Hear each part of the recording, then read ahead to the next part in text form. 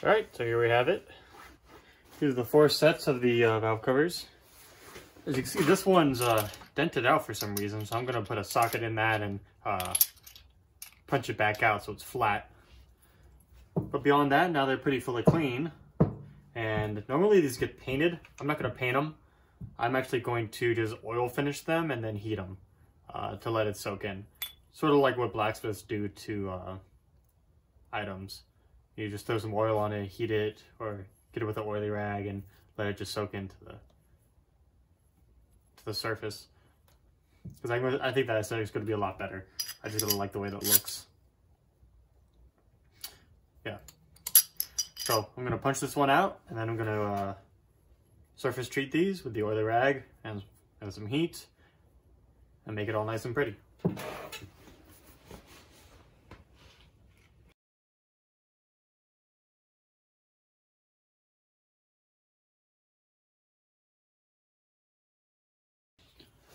Alright, to do this I just got a jug of used motor oil from my oil changes from my bike and my car.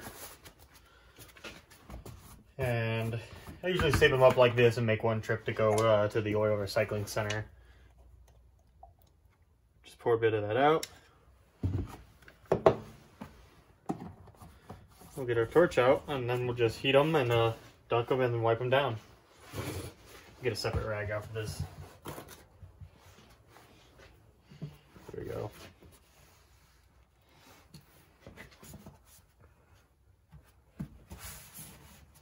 There we go. I just got some pliers and we'll go to town on it.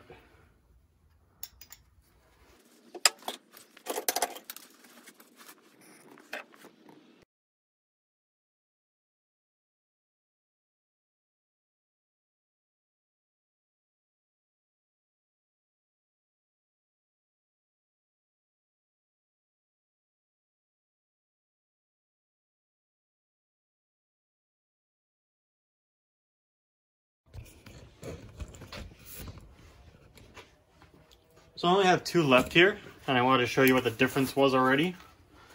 So let's grab a rag, and on the first one I did, let's just wipe it clean.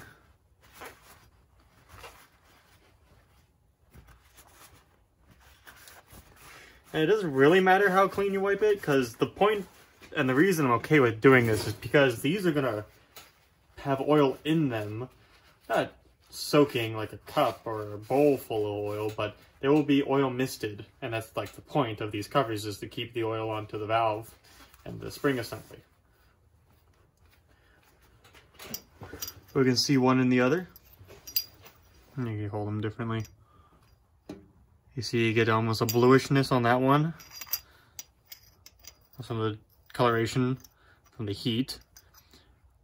And you lose the touch of the brown and silveriness from the other one. But more importantly is within this surface rusted pitting and stuff, you have a little embedation of oil in there now.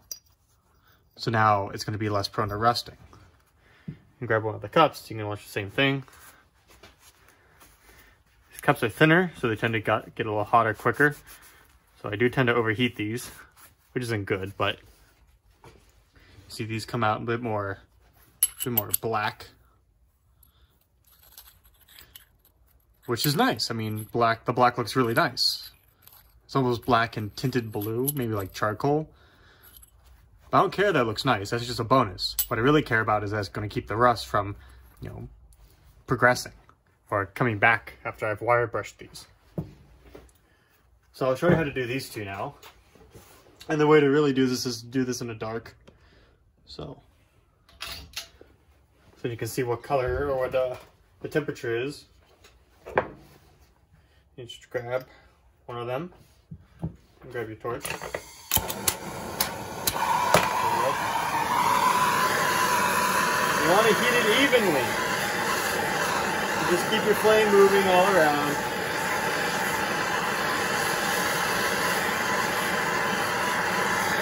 Because I just wire brushed these, you can see the colors come off the surface.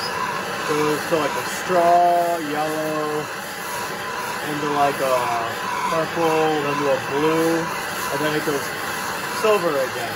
and then it starts heating a little red. You don't want to heat them cherry red, you want it before that, so deep blue going on silver is what you're looking for. You can go cherry red, the problem is when you dunk it, you're hardening the steel if it's hardenable. I don't know what alloy this is or what the composition of the steel is. But we don't want to just be hardening the steel and making it brittle. So we don't want to heat it too hot and then dunk it.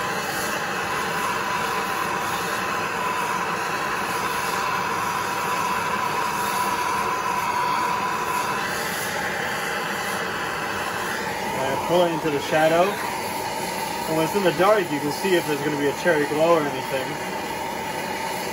and then you know if it's getting too hot. It's hard to tell in sunlight if the piece is getting too hot.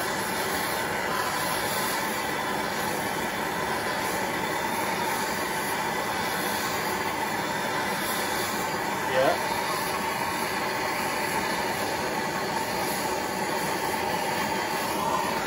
About there. Now dunk it straight. Nothing fancy. You don't really want to breathe that smoke in, so do it well ventilated. I have my whole garage door open, and well, the whole garage is very leaky anyway, so it's fine. There we go. Then we have it oiled. You just let it sit and let it soak in. Don't rub it off or wipe it off right away. Let it sit, let it cool all the way down. And then wipe it off. And then we can do the little cup. This is a thinner piece of metal, so it's going to heat faster. So you want to be mindful of that.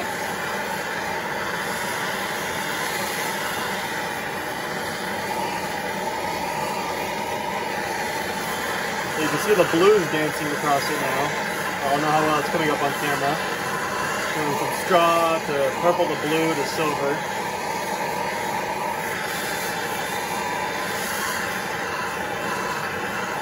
Get this all silver. Alright. Checking in the stick. Checking in the darkness. Oh, see, that's too hot right there. I'm gonna let that cool down before I dunk it.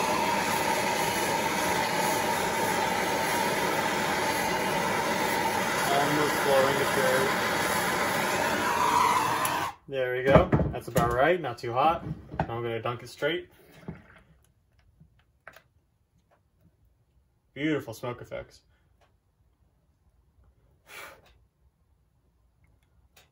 Just let it drain. There we go. Oops. There we go. And then just let that sit. Well, there we go. Now we got them all done.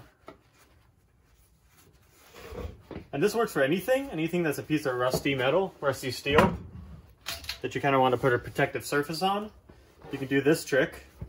And it works really well. I've done this for a lot of other things, and this is how blacksmiths used to finish products for years. You just heat it, and then wipe it down with some kind of oil or wax or something, and let it soak into the porous structure of that surface rust. So, I'm going to start going through these now and wiping them, but these are done. I'm just going to put these back into the kit and into each bag, because I have kept track of this as rear to front, exhaust, intake, exhaust. So put them back with the respective ones. They are interchangeable though. I just like to keep them all original where they were. And that'll conclude it for this. That's how you clean the valve trains components on the Harley W engine. Hope you enjoyed.